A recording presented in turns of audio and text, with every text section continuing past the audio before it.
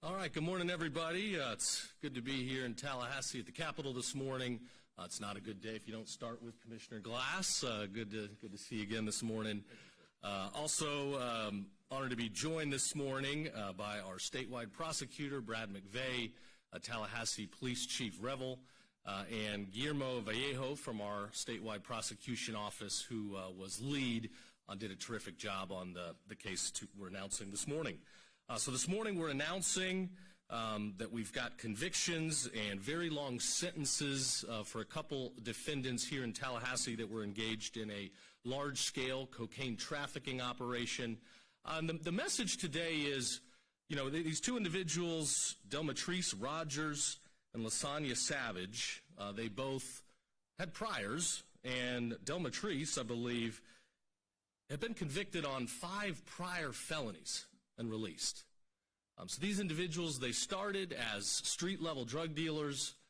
They went in and out of the criminal justice system. They weren't locked up long enough. They will be now. And, you know, as a result, they moved up. And then they became more dangerous criminals engaged in widespread trafficking and conspiracy to traffic. So we got them. I think Delmatrice is going to be looking at 27 years behind bars. Lasagna Savage is going to get a Savage sentence, 11 years. And we're going to continue to send a message to criminals out there. If you do the crime, we're going to take it seriously. Guys like Chief Revel and his team, they put their lives on the line every single day. They bring in the bad guys, and we don't do them a service when we let people out too early. I believe in harsh punishment. It sends a message. People have a long time to think about what they've done behind bars before they return to society. So again, it's an honor every day to be here with our law enforcement, our state, local police departments, our statewide prosecution office, and we're going around, we're shifting the culture. I think in Florida, most people have figured it out. If you're a prosecutor, we're going to prosecute to the fullest. If you believe in leniency, if you want to do easy plea deals, we're going to find you a new job. So thanks everybody for being here. With that, I will turn it over to our esteemed statewide prosecutor, Brad McVeigh. Thank you, General. This case is a result of a multi-year investigation and prosecution. So I want to start by thanking our law enforcement partners, Commissioner Glass and FDLE and Chief Revel and TPD. This case had it all. You had surveillance, you had wiretap, you had a search warrant that was executed, so legal wrangling. It covered all bases, and it takes a lot of patience, hard work, and diligence from law enforcement to get these things to prosecution. So we are incredibly grateful for their efforts in this case. Drug trafficking fuels violence, fuels organized crime, it fuels addiction, it crushes families. This crime is not a victimless crime. And as the General said, these individuals had priors, and they made a conscious choice when they had the opportunity to become productive members of society. They chose time and time again to become full-time dope traffickers. And so this sentence reflects the choices that they made. The Office of Statewide Prosecution, we have 8 offices around the state and one right here in the capital city.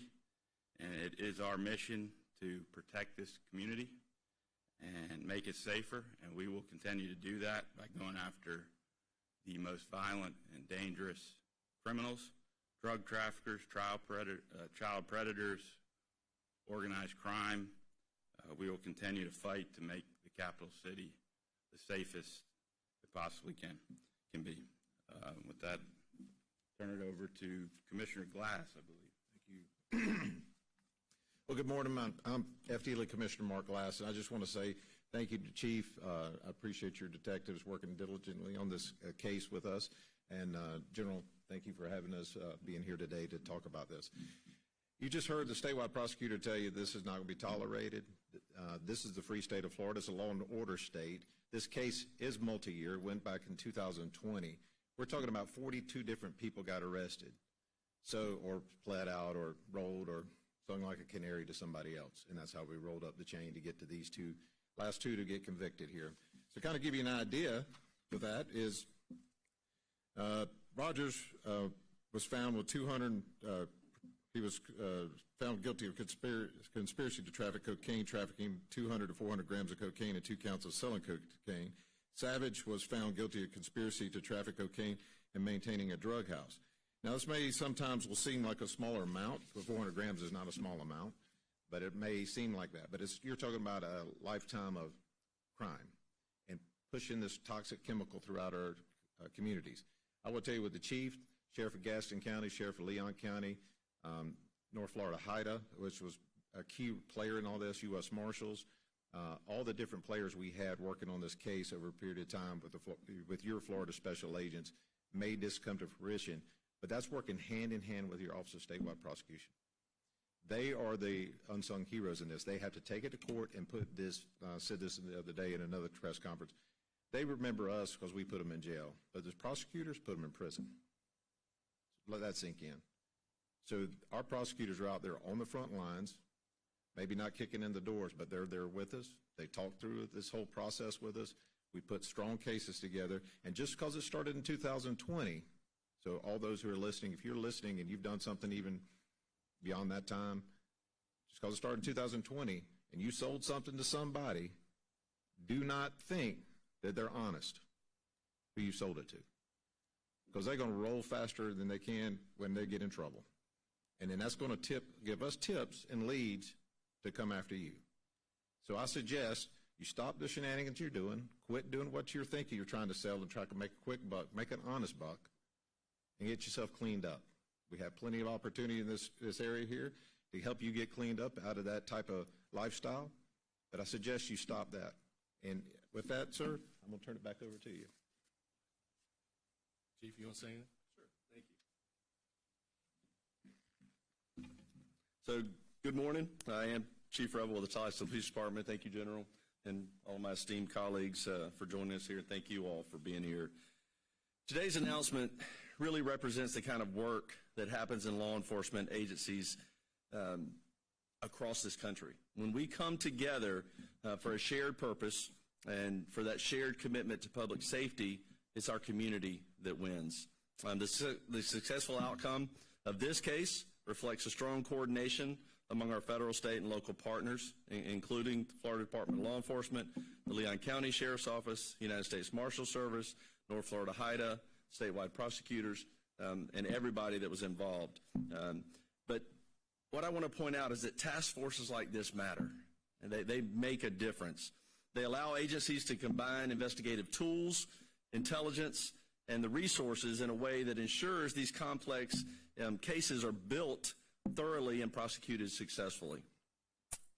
This case, took a lot of time and a lot of effort, as Commissioner said, over many, many years. And credit here is due to the case agents, the detectives who carried out this investigation from start to finish. They are the ones that made sure things were done right, and that resulted in a conviction that will stand, and court sentences that you've heard about already. At the Tallahassee Police Department, I've said it before, and I'll say it again, we have the best people in the world and the best trained people in the world in law enforcement right here in this community. And when you pair that level of skill and the dedication with strong partnerships like we have here, you get the results like we have here today.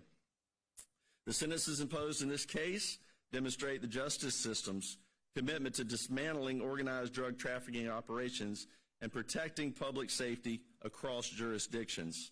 This outcome sends a clear message that coordinated, persistent, and dedicated investigative work makes the real difference in what we do. We remain committed to supporting our law enforcement partners and continuing to work together to disrupt drug trafficking wherever it exists and by whoever is doing it. At the end of the day, it truly is a team effort. And the real winner of this team effort is this great community in which we serve. So thank you, General, again, for the opportunity to be here. Thanks, Chief. It's because of our law enforcement that we've got the lowest crime rates that we've ever had in this state. We're a big state. Our population's growing. Capital's flowing in like never before. Those trends typically lead to more crime. Bad people, evil people, they chase money.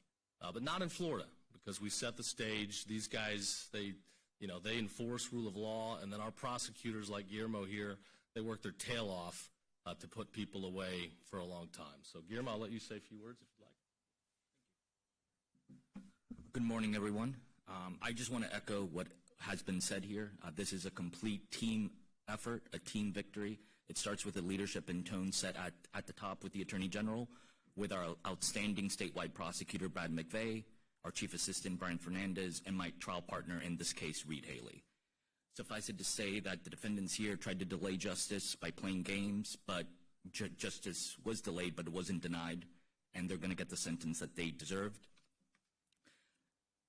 There was over 300 grams of cocaine found in Mr. Rogers' apartment where he lived, and cocaine found at the trap house where Ms. Savage ran his business. And a trap house is a place that's run exclusively to sell drugs. And at the end of the day, what the jury heard, what was beyond a reasonable doubt, was that you had call after call where Mr. Rogers was talking to Ms. Savage. They were talking about the drug debts that were owed. In fact, the jury in one call heard Ms. Savage run after a customer, screaming at him that he hadn't paid what he owed. So this was clear. There was a sophisticated surveillance system at that trap house. This wasn't your regular ADT Simply Safe. This was a commercial level security system.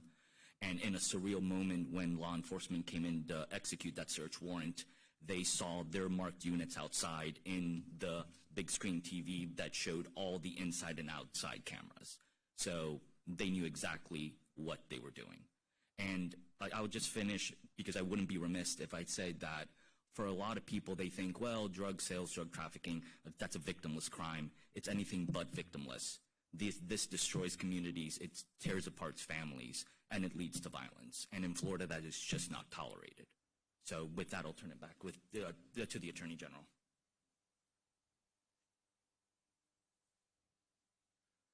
I do want to conclude by thanking many members of the legislature for working hard on Missy's Law.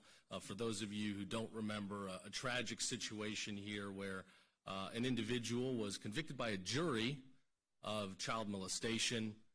A judge then abused discretion, and over the objection of the state attorney, released this dangerous guy back into society, and he went and smothered to death, murdered a little girl.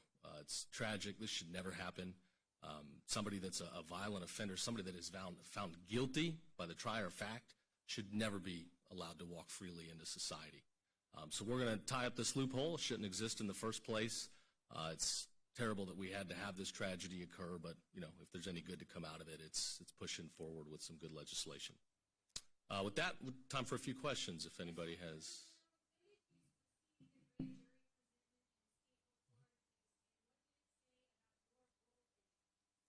I don't know what I'm allowed to say publicly or not on that. I direct you to the state attorney's office. What I will say is what I've said from the beginning. Nobody did anything wrong, certainly no legal issues. I think this was a nothing burger complaint, as most everybody knew, certainly any competent lawyer. At the end of the day, you had a complaint brought by a legislator with some nefarious motives. I know that, Alan's a big fan of recreational marijuana use everywhere in public.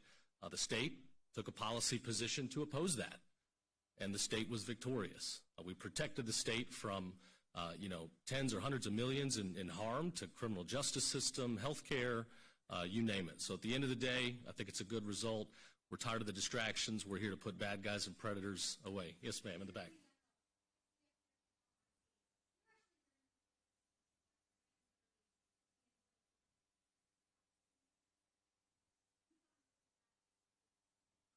Like I said, I think I've said all I can. You got to go to the state attorney if you want more details. But again, nobody did anything wrong here.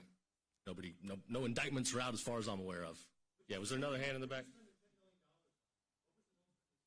I've said what I can. Nobody did anything wrong. I think the state attorney might have additional quotes. Yes, ma'am.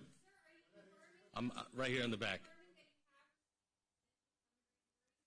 As I've said before, you're going to have to talk to the state attorney. This was a nothing burger. I think that's pretty clear. Yes, ma'am.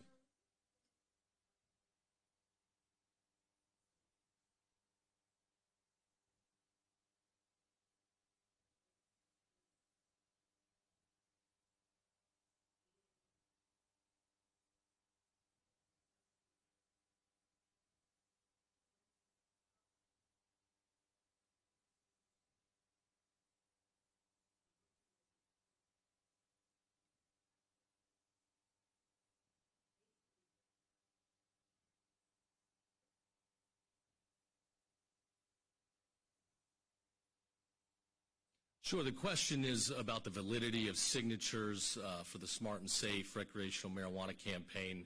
My understanding, as reported by the Department of State, the Secretary of State, is that they were somewhere, I think, 50, 60,000 signatures short of the total needed to end up on the ballot.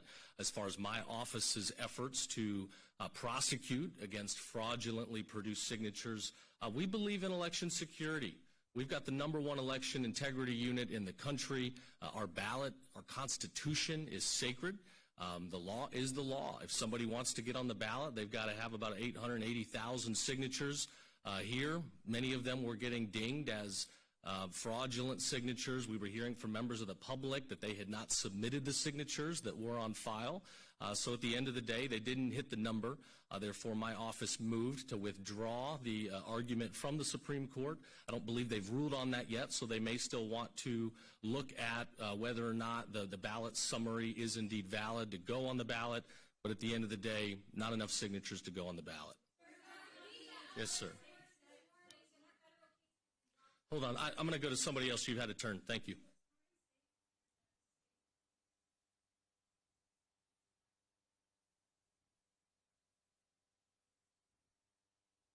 Yeah, the statute says that everything's got to be turned in by February 1. I believe we're past February 1. I don't see enough signatures at this point. So happy to look at their, if they want to waste, legal fees, so be it. We'll take them on in court. Yes, sir, in the very back. Ma'am, you've already asked a question. I'm going to go to some other people in the room.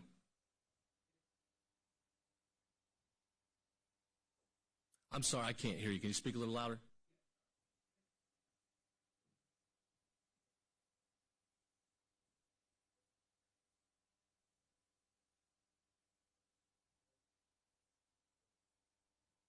Still having a little trouble here, and I think the question's on, verification that somebody's here legally before they can get IDs.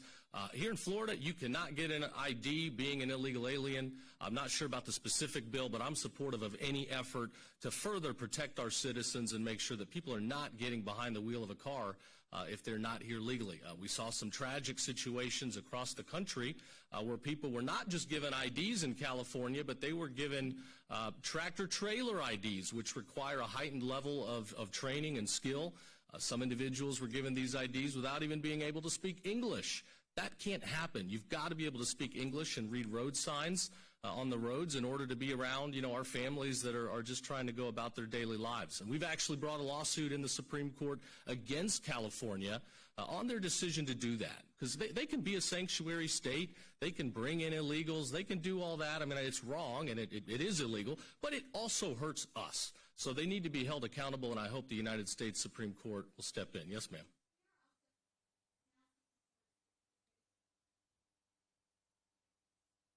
Nothing burger. All right. Thanks, everybody.